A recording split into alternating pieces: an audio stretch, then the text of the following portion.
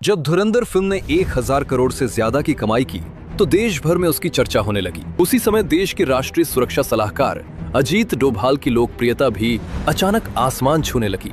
लेकिन एक तबका ऐसा भी था जिसे ये सफलता बिल्कुल पसंद नहीं आई। एक सोमवार की रात फिल्म के डायरेक्टर आदित्य धर अपनी अगली फिल्म धुरंधर 2 के कुछ सीन्स के लिए डोभाल साहब से असली ऑपरेशन की जानकारी ले रहे थे। लेकिन उसी समय दिल्ली के 5 जनपथ रोड के बाहर 2 संदिग्ध लोग पिछले कई घंटों से चक्कर काट रहे थे। उनके पास एक बैग था और उस बैग के अंदर था 1 किलो RDX। उनका प्लान साफ था, अजीत डोभाल के घर के पास पहुंचकर वो RDX फेंक कर एक बड़ा धमाका करना चाहते थे। लेकिन उन्हें यह नहीं पता था कि जिस आदमी को वे निशाना बना रहे हैं वो देश का सबसे चालाक इंटेलिजेंस मास्टरमाइंड है। डोभाल साहब को इस पूरी साजिश की खबर पहले ही मिल चुकी थी। जैसे ही उनकी बाइक डोभाल के घर के पास आकर रुकी, अचानक अंधेरे से 2 मार्शल कमांडो बिजली की तरह निकले। कुछ ही सेकंड में दोनों संदिग्ध जमीन पर थे और उनका बैग कमांडो के हाथ में। लेकिन ये एक ध्यान भटकाने की चाल थी, क्योंकि असली हमला अभी होना बाकी था। अगले दिन दोपहर 2 बजे अजीत डोभाल को उन अपकमिंग अधिकारियों को संबोधित करना था जो कल देश की रक्षा करने वाले थे। साजिशकर्ताओं ने उसी ऑडिटोरियम के अंदर उन्होंने पहले ही बम फिट कर दिया था और धमाके में सिर्फ 15 घंटे बाकी थे। सुबह के ठीक 10 बजे अजीत डोभाल अपनी गाड़ी से प्रधानमंत्री आवास की तरफ रवाना हुए और उसी समय दूसरी तरफ जहां ऑडिटोरियम में बम लगाया गया था उसकी टाइमिंग लगातार आगे बढ़ रही थी। घड़ी की टिक टिक तेज होती जा रही थी और अब धमाके में 4 घंटे बचे थे। ऑडिटोरियम के बाहर कुछ युवा एस्पिरेंट अधिकारी आना शुरू हो चुके थे। इधर अजीत डोभाल प्रधानमंत्री आवास पहुंचते हैं और प्रधानमंत्री मोदी उन्हें देखते ही कहते हैं, अजीत जी, ऑपरेशन ऑक्टोपस के बारे में पता चला? देश का हर नागरिक आपका ऋणी रहेगा।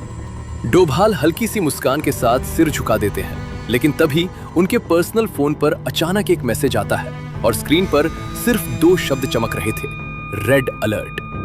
डोभाल की भौहें हल्की सी सिकुड़ जाती हैं, क्योंकि उनके इस निजी नंबर पर कोई अलर्ट नहीं आता था। इस नंबर के बारे में पूरे देश में सिर्फ एक ही व्यक्ति जानता था, गृह मंत्री अमित शाह। डोभाल तुरंत प्रधानमंत्री से जाने की अनुमति लेते हैं और बिना एक पल गवाए सीधे गृह मंत्रालय की तरफ निकल पड़ते हैं। कुछ ही देर बाद गृह मंत्रालय के अंदर एक गुप्त कमरे में सिर्फ 2 लोग बैठे थे, अमित शाह और अजीत डोभाल। अमित शाह धीमी आवाज में कहते हैं, मेरे पास अभी अभी एक मैसेज आया है, और फिर वो अपना फोन डोभाल की तरफ बढ़ाते हैं। स्क्रीन पर लिखा था, हिंदुओं, तुम सब और तुम्हारा इलाज आज से शुरू होगा। आज तुम्हारे एक बहुत बड़े गुर्गे का अंत होगा। डोभाल ने दांत भींच लिए।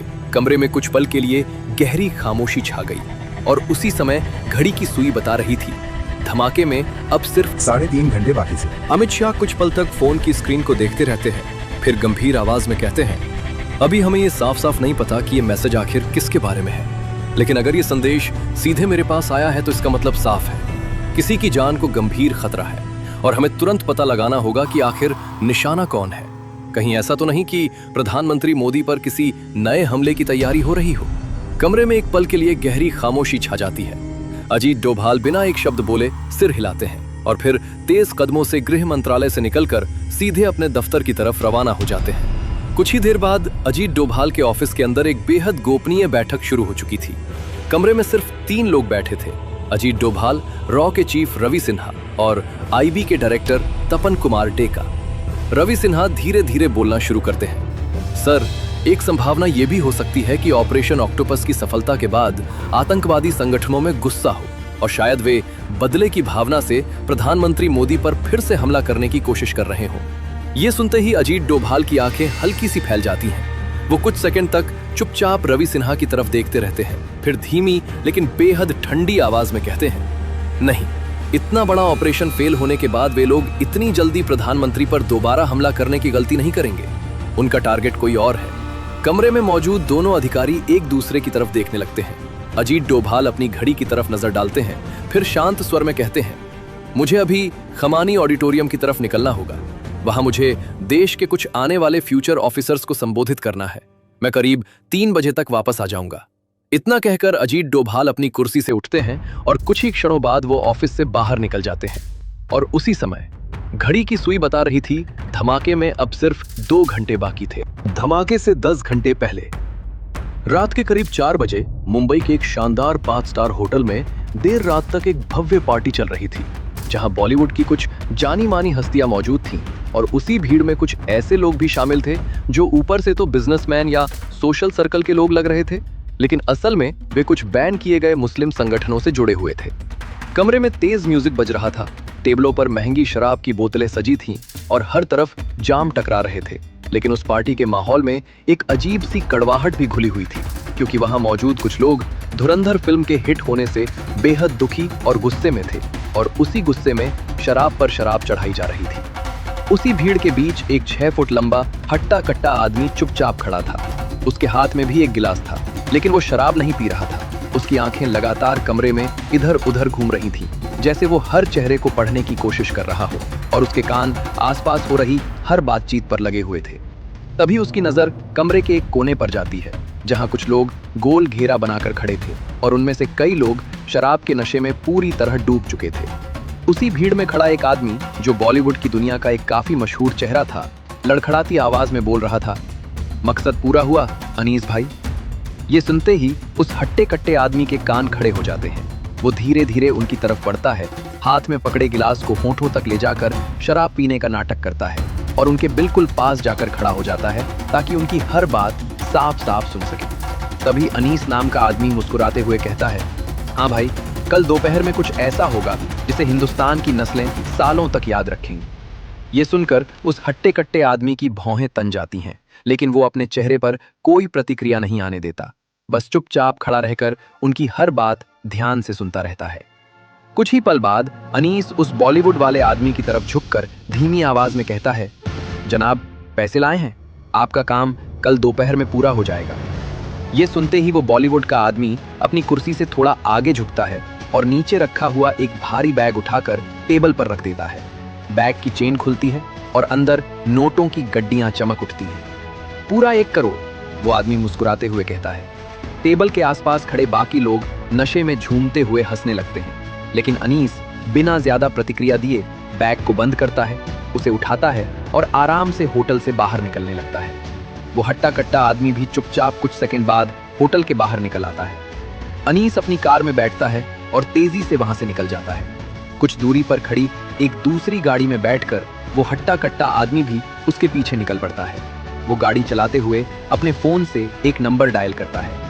उधर दिल्ली में अजीत डोभाल का फोन बजता है। समय था सुबह के 5 बजे।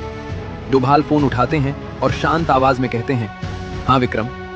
फोन के दूसरी तरफ से आवाज आती है, सर धमाका दिल्ली में कल दोपहर होने वाला है। अभी तक इतना ही कंफर्म हुआ है, मैं आगे की जानकारी निकालने की कोशिश कर रहा हूं। जिस हट्टे कट्टे आदमी ने यह फोन किया था वो कोई आम आदमी नहीं था, उसका नाम था विक्रम प्रताप सिंह, वही अधिकारी जिसने ऑपरेशन ऑक्टोपस को लीड किया था। दरअसल पिछली रात जब अजीत डोभाल के घर के पास धमाके की कोशिश हुई थी, तभी उन्हें शक हो गया था कि मामला सिर्फ एक छोटी साजिश का नहीं बल्कि किसी बहुत बड़े हमले की तैयारी का हिस्सा हो सकता है। और इसी शक के आधार पर उन्होंने बिना किसी को बताए चुपचाप एक नया मिशन शुरू कर दिया था, ऑपरेशन ऑक्टोपस पार्ट 2। अनीस की गाड़ी दिल्ली के शाहीन बाग की एक तंग गली में आकर रुकती है। पीछे विक्रम पहले ही अपनी टीम को एक्टिवेट कर चुका था और दूसरी तरफ अजीत डोभाल अपने घर से पूरे ऑपरेशन को गाइड कर रहे थे। समय था सुबह के 6 बजे और धमाके में अब सिर्फ 8 घंटे बाकी थे। अजीत डोभाल बक्स के जरिए विक्रम से बात कर रहे थे। विक्रम, ध्यान से सुनो, अनीस जैसे ही किसी घर में घुसने की कोशिश करे, टीम उसे उससे पहले ही पकड़ लेगी और तुरंत वहां से ले जाएगी। उसके बाद पैसों का बैग लेकर सिर्फ तुम उस घर के अंदर जाओगे, जैसे कि डील अभी भी जारी है। विक्रम तुरंत जवाब देता है, जी सर।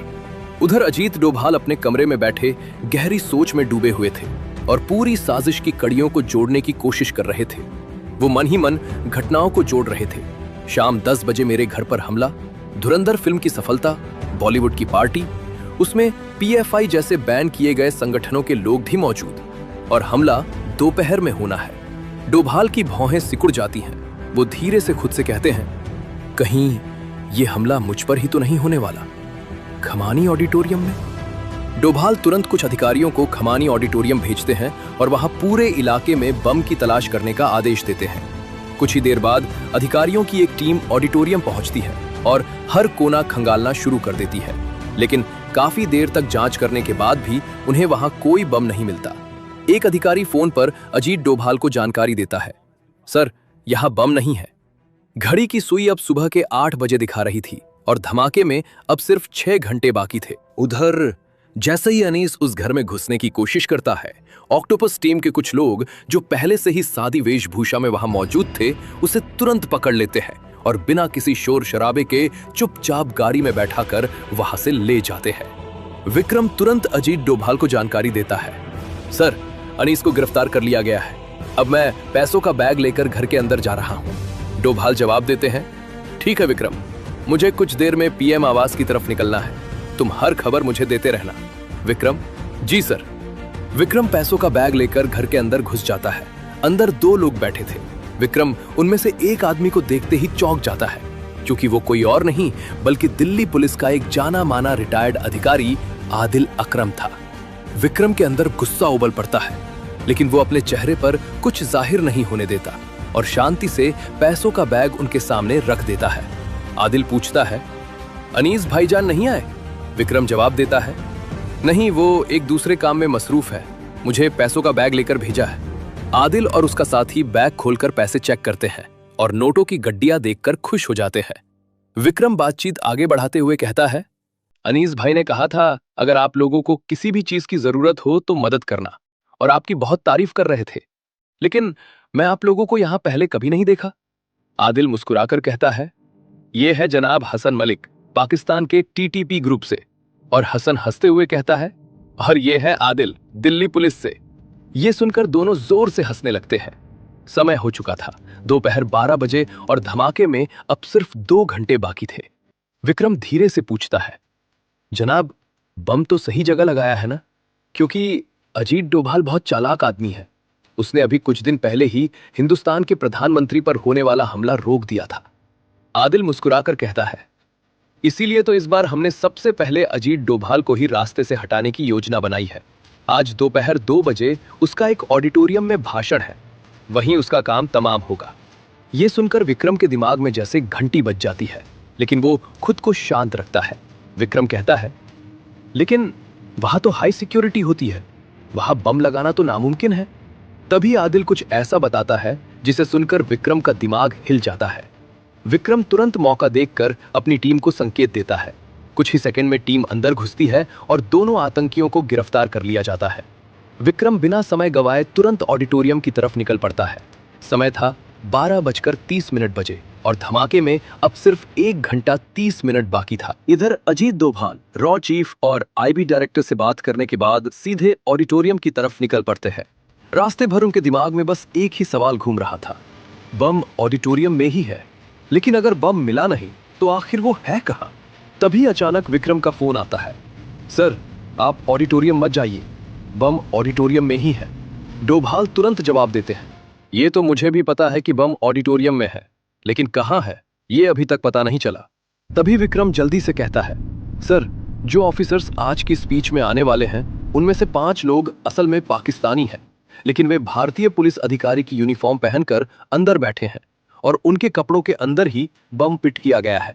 जैसे ही वो ब्लास्ट होगा उसका असर सिर्फ ऑडिटोरियम तक नहीं, पूरी दिल्ली तक जाएगा। एक पल के लिए फोन के उस पार सन्नाटा छा जाता है। अजीत डोभाल के माथे पर पहली बार पसीने की बूंदें दिखाई देती हैं, लेकिन अगले ही पल वो खुद को संभालते हैं और कहते हैं, मैं ऑडिटोरियम जा रहा हूं, तुम तुरंत बम डिस्पोजल एक्सपर्ट टीम लेकर पहुंचो। समय था दोपहर 1:30। कुछ ही मिनटों बाद अजीत डोभाल ऑडिटोरियम पहुंच चुके थे। उनके दिमाग में सिर्फ एक ही बात घूम रही थी, भीड़ में बैठे उन 5 आतंकियों को कैसे पहचाना जाए। समय 1:45 और धमाके में अब सिर्फ 15 मिनट बाकी थे। ऑडिटोरियम के अंदर सभी अधिकारी अपनी अपनी सीटों पर बैठ चुके थे। डोभाल धीरे से कुछ अफसरों को इशारा करते हैं और अगले ही पल कई अफसर चुपचाप ऑडिटोरियम के अलग अलग कोनों में खड़े हो जाते हैं। फिर अजीत डोभाल तय समय से 15 मिनट पहले ही मंच पर पहुंच जाते हैं। उधर विक्रम भी बम डिस्पोजल टीम को लेकर ऑडिटोरियम में पहुंच चुका था। उसके चेहरे पर पसीना साफ दिखाई दे रहा था, क्योंकि उसे भी समझ नहीं आ रहा था कि डोभाल आखिर करने क्या वाले हैं। अजीत डोभाल मंच पर खड़े होते हैं, लेकिन बोलना शुरू करने से पहले उनकी नजर पूरे ऑडिटोरियम पर घूमती है। फिर वो माइक पर धीरे से कहते हैं, दोस्तों, किसी भी सुरक्षा ऑपरेशन में सबसे बड़ी गलती क्या होती है पता है? जब हम ये मान लेते हैं कि दुश्मन हमसे कम चालाक है। ऑडिटोरियम में हल्की खामोशी छा जाती है। डोभाल आगे कहते हैं, इसलिए आज का संबोधन शुरू करने से पहले हम एक छोटा सा सिक्योरिटी ड्रिल करेंगे। कुछ अधिकारी हैरानी से एक दूसरे को देखने लगते हैं। डोभाल अचानक कहते हैं, अभी इसी वक्त ऑडिटोरियम की सभी लाइट्स बंद कर दी जाए। अचानक पूरा हॉल अंधेरे में डूब जाता है। सिर्फ मंच पर हल्की इमरजेंसी लाइट जल रही थी। उधर विक्रम के कान में लगे ईयरपीस में डोभाल की आवाज आती है, विक्रम, अभी। उसी पल विक्रम अपनी जेब से एक छोटा आरएफ सिग्नल स्कैनर ऑन करता है। जैसे ही हॉल अंधेरा हुआ, स्कैनर पर 5 तेज रेड सिग्नल चमकने लगते हैं, क्योंकि बम के डिटोनेटर रेडियो फ्रीक्वेंसी पर एक्टिव थे। अब साफ हो चुका था, 5 बम कहां बैठे हैं। विक्रम धीरे से फुसफुसाता है, टारगेट कंफर्म, 5। अगले ही सेकंड ऑक्टोपस टीम के 5 सदस्य अंधेरे में ही तेजी से आगे बढ़ते हैं और अचानक 5 आतंकियों के हाथ पीछे से जकड़ लिए जाते हैं। पूरा ऑडिटोरियम अभी भी अंधेरे में था। किसी को समझ ही नहीं आया कि हुआ क्या। तभी लाइट्स वापस जलती हैं और सामने 5 पाकिस्तानी आतंकी जमीन पर दबोचे जा चुके थे। समय बचा था सिर्फ 4 मिनट। बम डिस्पोजल टीम दौड़ कर आती है और उनके कपड़ों के अंदर फिट बम के तार काट देती है। खतरा टल चुका था और एक बार फिर अजीत डोभाल ने अपनी चालाकी से मौत को मात दे दी थी।